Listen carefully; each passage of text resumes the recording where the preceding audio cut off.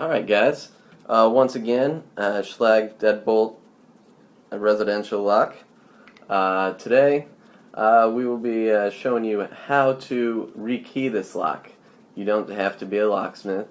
Now, it depends on how confident you are in your work, but you can change the pins, and you don't need a key machine. You can use just files that you get cheap at Harbor Freight. Harbor Freight has great tools at cheap prices. I get most of my stuff there. I'm a student, don't have much money. Now they're not going to last forever, but they do the job. Okay. As with the last video, you will be inserting the current key, and this makes life easier. You can remove all the set screws or the top and just dump out the pins and completely redo it. But I like to have less work, and if you have the cylinder turned, you can see that all these pins up top, these spool pins that we added for security earlier, and the springs, those will all stay in there. Okay? What you're going to want to do, there's a spring tension on the back that holds this in place here. You can take, I just took a paper clip, you're going to depress this, and then you can unscrew the holder for the cylinder. Okay, the back edge. You just set that down carefully. You're going to remove this little plunger, and there is a little spring you don't want to lose that's down inside there. Okay? Now, with the key turned like this, another thing, in order to do it this way, you will need a plug follower. You can take anything the same size as this brass cylinder here. I took a Walgreens pen and a hacksaw. It works great. Sawed it off until it was the diameter of this plug here. And what you're going to do is you're going to line it up, and you're going to want to follow this in closely behind your cylinder.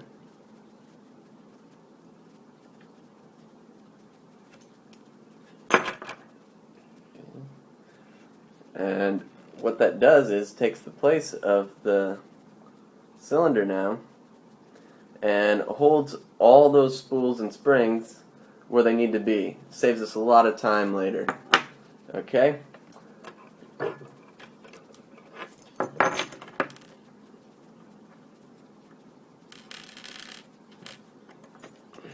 Okay. What you're going to want to do is dump out the current pins. The bottom pins are going to be fit for the key that you had. They're kind of tapered on the end, so it slides easier. Let me see if I can get a shot of this here.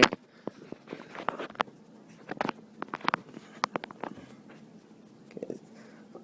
All the pins dumped out there.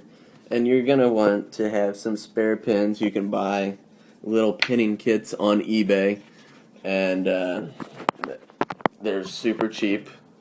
And then you're going to want to insert the key that you wish to key the lock to. You can take any key. You can take your original key, which is what I did with this one. If you notice, the keyways aren't perfect, but they're filed down, and it works just as good. You can take this key to the local hardware store and get it rekeyed, duplicated. Okay? What you're going to want to do now is pick through the pins. It makes it easier if you have a gauge, a key gauge, depth gauge for these keys, and have the pins organized, which I do not, just because the kit I bought on eBay didn't come with the pins organized. It just makes it a little more difficult. What you're going to want to do is, I have the first one set up already, found a pin, and it's flush. That's what you want when the key's in there. Okay? And we're going to do that with the rest of them here.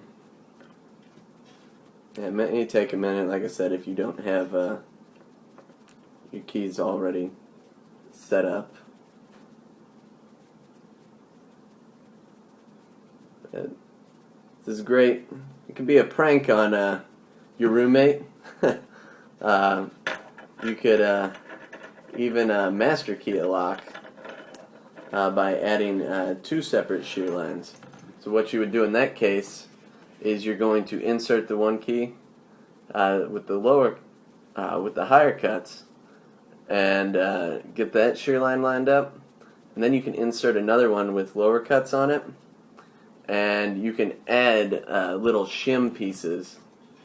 They come really thin. I don't know if you can see it on the video here, but it's very, very thin, and you can shim them up just barely and have another key that opens the lock. A lot of apartment buildings will do this, so the landlord has a copy that opens all the apartments, whereas the tenants only have one key that opens it. You will continue to do this until all these are flush.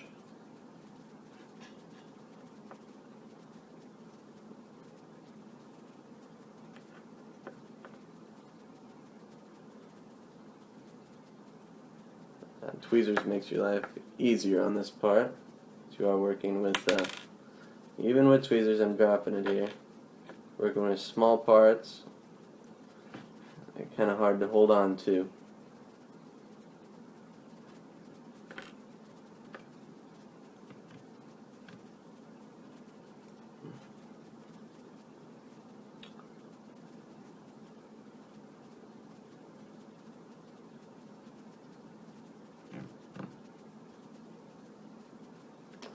Almost there. I think that might do it. It looks pretty close to me. You see the pins are filled up in the holes there.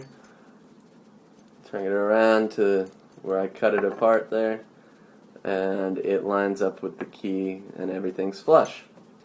Okay, now that that is finished, what you're going to want to do is very carefully take this plug. You're going to line it back up to your plug follower or whatever you decided to use to make your plug follower, and you will slowly insert your cylinder back in, being careful not to move too quickly so you release some of those pins.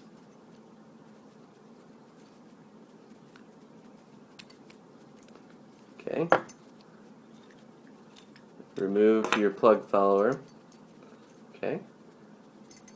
You're going to want to replace this spring, the tiny one that fell out in any of these holes here. Put this plunger back in, the same hole with the spring. And take your retainer cap here. You're going to want to hold all this together while you're doing this. And you're going to depress that again. Okay. And then just screw that back on. You don't want to do it too tight, otherwise the lock's not going to move too well. Okay. Now, this lock is put back together. Okay. Take the key that you just keyed it to, and you can see it turns. It lines up with the shear line, and this is now a rekeyed and added security with those spool pins in there. Okay. Once that's done, you will just slide it back into the deadbolt here and reverse all the steps. Put the screw back in, slide your locking mechanism back on, line it back up, put it on your door, and the joke's on your roommate, because he's going to have trouble getting in. Hope this video helped you guys with your lock pinning. are your pranks on your roommates. Look forward to making some more.